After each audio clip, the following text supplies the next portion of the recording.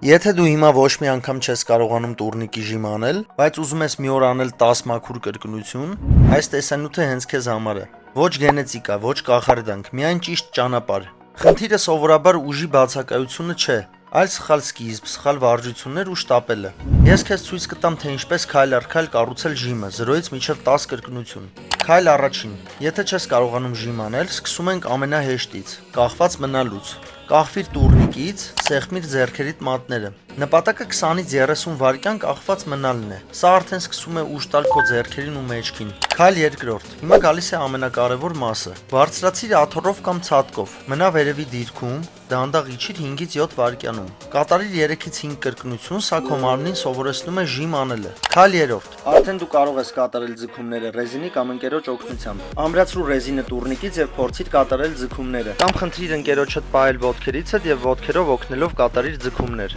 Կատարիր սա շաբաթական 5-ից 10 կրկնություն 3 մոտեցմամբ։ Եվ կգա այն պահը, երբ կկարողանաս անել 1, հետո 3, հետո 5 եւ վերջում 10 մաքուր ժիմ։ Եղիր համբերատար եւ 6-ից 8 շաբաթվա ընթացքում դու կունենաս սպասված արդյունքը։ Գլխավորը համբերությունն է, այլ ոչ արագությունը։ Մի մոռացիր նաեւ աշխատել ավելորդ քաշի կորստի վրա, որպեսզի հրումները ավելի հեշտ տրվեն։ Եթե ուզում ես ճիշտ մարզվել, ուժեղանալ եւ անել վարժությունները առանց վնասվելու, գրիր մեկնաբանություններում, քանի ժիմ ես անում հիմա եւ բաժանորդագրվիր առաջ գնալու համար։